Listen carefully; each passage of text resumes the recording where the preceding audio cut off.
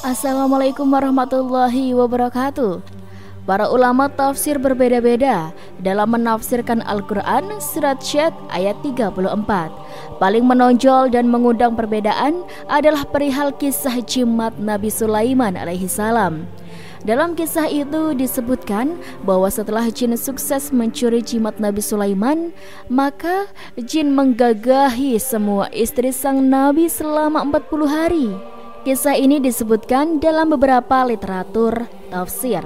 Tatkala memasuki pembahasan tentang apa yang dimaksud dengan fitnah atau ujian yang Allah Subhanahu wa taala sebutkan dalam firman-Nya. Artinya, sungguh kami telah menguji Sulaiman dan kami letakkan sebuah jasad di atas singgasananya. Kemudian dia bertaubat. Quran Surat Sad ayat 38. Syekh Muhammad bin Salih Asyawi dalam kitabnya An-Nafahat Al-Makiyah menafsirkan ayat ini sebagai berikut. Dan sesungguhnya kami telah menguji Sulaiman, kami telah mencobanya dengan suatu ujian, yaitu kerajaannya dirampas oleh orang lain. Demikian itu ketika ia pernah menikahi seorang perempuan yang ia sukai, hanya perempuan itu termasuk orang yang menyembah berhala tanpa sepengetahuan Nabi Sulaiman. Dan tersebutlah bahwa kebesarannya itu terletak pada cincinnya. Kemudian pada suatu hari ketika ia bermaksud untuk pergi ke kamar mandi, ia melepaskan cincinnya itu. Lalu ia menitipkan kepada salah seorang dari istrinya yang bernama Aminah, sebagaimana biasanya. Setelah ia pergi, tiba-tiba datang makhluk jin yang menyerupai Nabi Sulaiman. Kemudian jin itu mengambil cincin itu dari Aminah dan langsung memakainya. Dan kami dudukkan pada singgasananya sesosok jasad, yaitu jin tersebut yang bernama Shark atau jin lainnya. Kemudian jin itu menduduki singgasana Nabi Sulaiman. Ketika itu juga ia dikelilingi burung-burung dan lain-lainnya. Lalu muncullah Nabi Sulaiman dalam bentuk yang tidak seperti biasanya, yakni tanpa pakaian kebesaran. Ia melihat bahwa singgasananya telah duduk seseorang. Kemudian dia berkata kepada orang-orang yang ada di situ, "Aku adalah Sulaiman." Akan tetapi orang-orang mengingkarinya. Kemudian ia kembali, yakni kembali dapat merebut kebesarannya setelah selang beberapa hari, yaitu setelah ia berhasil merebut cincin kebesarannya, lalu memakainya dan duduk di atas singgasananya kembali. Tafsir sejenis redaksinya cukup panjang. Intinya, konon Nabi Sulaiman alaihissalam menikahi seorang wanita yang sangat beliau cintai, namanya Jarada. Hanya saja ia menyembah berhala di rumah Nabi Sulaiman tanpa sepengetahuan beliau. Dikisahkan bahwa kekuatan Nabi Sulaiman, baik yang berkenan dengan kerajaan maupun kenabian beliau, terletak pada cincin yang ia pakai. Pada suatu hari, ketika ia hendak memasuki kamar kecil, beliau menitipkan cincinnya kepada salah seorang istrinya yang bernama Aminah. Sebelum beliau menyelesaikan hajatnya, datanglah setan yang menyamar dalam bentuk Nabi Sulaiman dan mengambil cincin tersebut lalu duduk di singgasana Nabi Sulaiman. Akibatnya, Nabi Sulaiman kehilangan kekuatannya dan berubah bentuk, kemudian terusir dari kerajaannya. At-Tabari menyebutkan bahwa nama jin atau setan tersebut adalah Shark. Demikianlah menurut Ibnu Abbas dan Qatadah. Menurut pendapat lain, nama setan itu adalah Asif, kata Muhajid. Menurut pendapat yang lain lagi adalah Ashruwa, yang juga kata Muhajid. Sedangkan menurut Asadi, nama setan itu adalah Habiak. Si iblis berkuasa dan menggagahi para istri Nabi Sulaiman sampai pun pada masa haid mereka.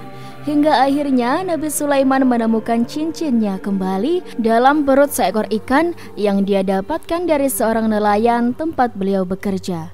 Kisah ini memang banyak versinya sobat. Said Ibnu Abu Arubah misalnya telah meriwayatkan dari Qatadah yang telah menceritakan bahwa Sulaiman diperintahkan untuk membangun Baitul Maqdis. Maka dikatakan kepadanya, "Bangunlah ia, tetapi jangan sampai terdengar suara besi beradu." Nabi Sulaiman alaihissalam berusaha untuk melakukannya, tetapi tidak mampu karena harus tanpa suara. Kemudian dikatakan kepadanya, sesungguhnya ada yang mampu melakukannya. Dia adalah setan yang bertempat tinggal di laut, dikenal dengan nama Shark, jin yang jahat.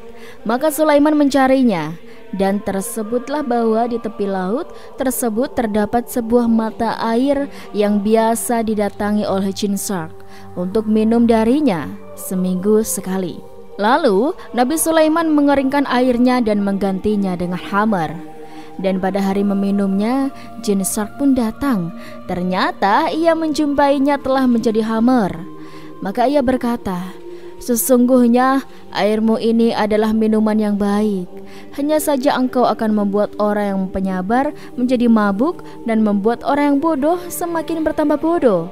Setelah minum, Shark pun pulang dan kembali lagi kepadanya setelah merasa kehausannya sangat. Ia berkata, sesungguhnya engkau adalah minuman yang baik, tetapi engkau dapat menjadikan orang yang penyabar mabuk dan menambahkan kebodohan kepada orang yang bodoh. Lalu Shark meminumnya lagi hingga pengaruh hammer menguasai akalnya. Kemudian diperlihatkan kepadanya cincin Sulaiman, atau cincin itu ditempelkan di antara kedua tulang belikatnya sehingga Shark lumpuh dan tunduk. Disebutkan bahwa letak kesaktian Nabi Sulaiman berada pada cincinnya. Lalu Shark dibawa menghadap kepada Nabi Sulaiman, dan Nabi Sulaiman pun berkata, sesungguhnya kami telah diperintahkan untuk membangun rumah ini, Baitul Maqdis, dan dikatakan kepada kami bahwa dalam membangunnya tidak boleh ada suara besi. Maka Shark mendatangkan telur burung hudhud, lalu meletakkannya di dalam sebuah kotak kaca yang tertutup rapat. Ketika induk burung hudhud itu datang, ia hanya bisa berputar-putar di sekeliling peti kaca tersebut. Ia dapat melihat telurnya, tetapi tidak dapat mendekatinya. Maka burung hudhud itu pergi dan datang lagi dengan membawa intan. Lalu ia mengeratkan intan itu pada kotak kaca dan pecahlah kacanya hingga ia bisa mengerami telurnya. Maka Nabi Sulaiman pun mengambil intan dan menjadikannya sebagai alat untuk memotong batu-batuan.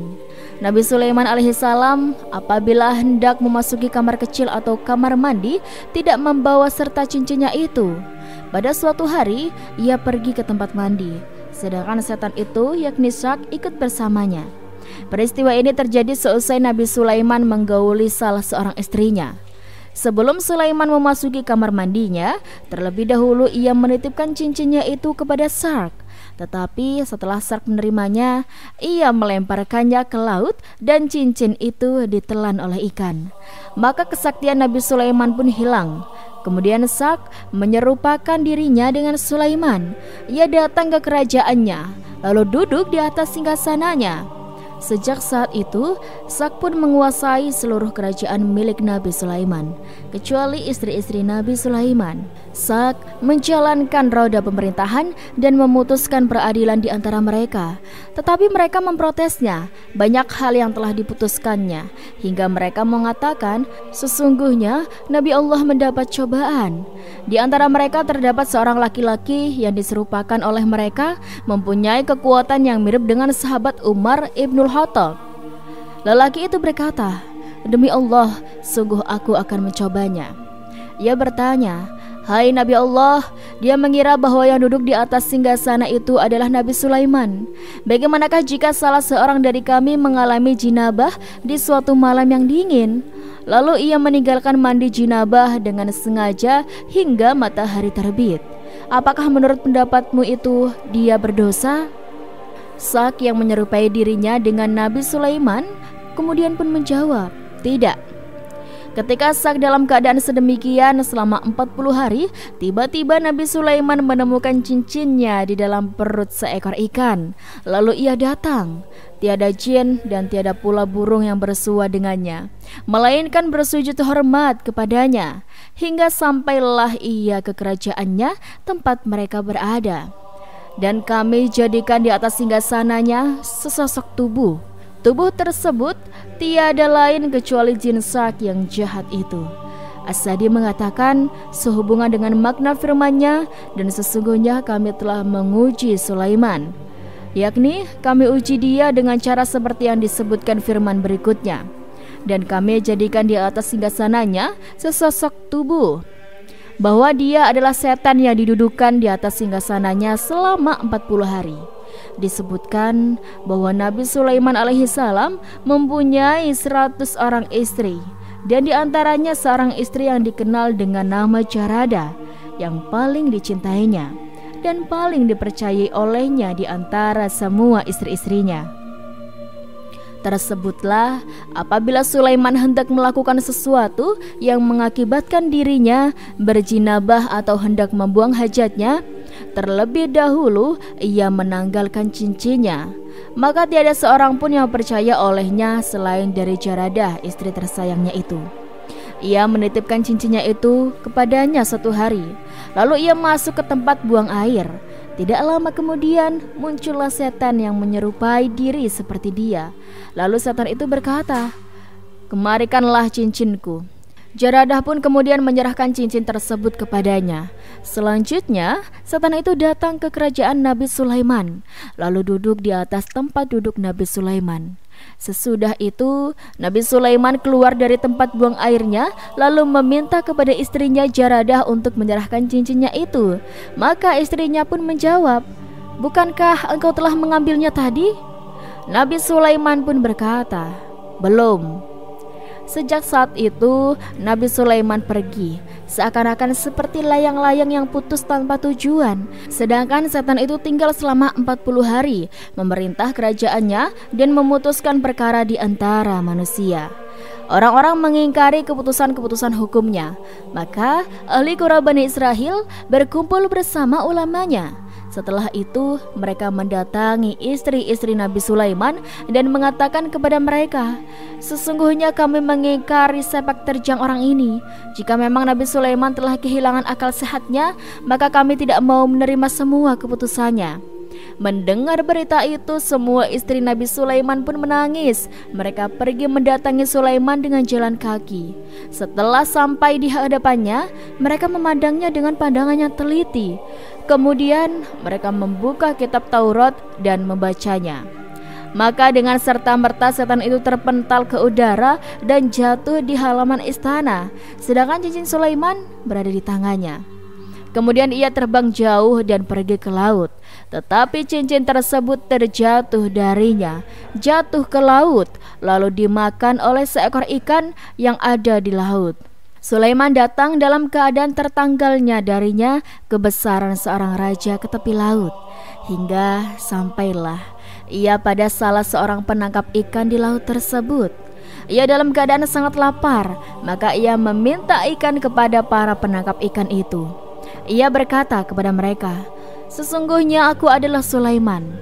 Maka sebagian dari mereka bangkit dan memukulnya dengan tongkat hingga Sulaiman terluka pada kepalanya. Sulaiman bersabar dan mencuci lukanya itu di tepi pantai dengan air laut. Para nelayan yang ada mencela perbuatan teman mereka yang memukul Sulaiman, dan mereka berkata kepadanya, "Buruk sekali perlakuanmu itu dengan memukul dia."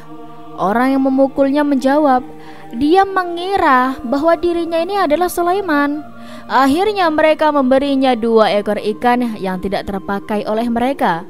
Sulaiman tidak mengindahkan lagi luka akibat pukulan. Ia bangkit menuju ke tepi pantai, lalu membelah perut kedua ikan itu dan mencucinya. Ternyata ia menjumpai cincinnya berada di dalam perut salah satu dari kedua ekor ikan pemberian itu.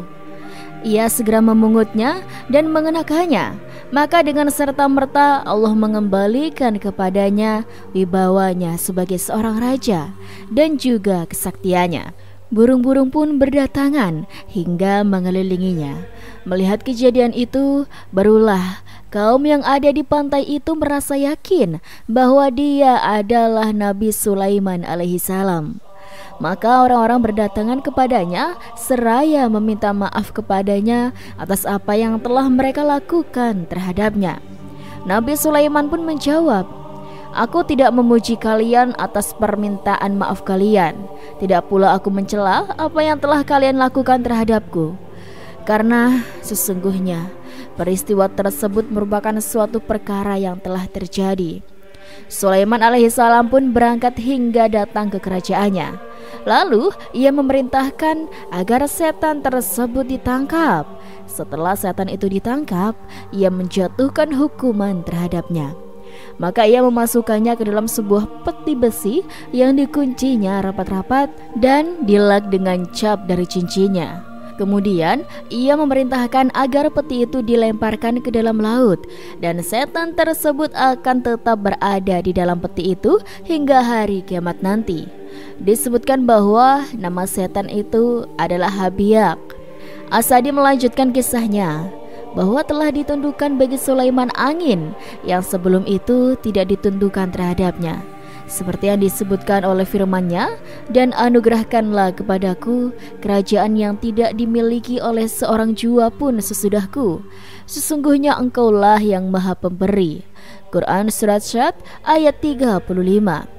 Para pakar tafsir klasik dan kontemporer memvonis batilnya kisah tersebut, seraya menyebutkan kisah ini tidak lebih hanyalah Israiliyat atau dongeng-dongeng yang dinukil dari Bani Israel yang batil.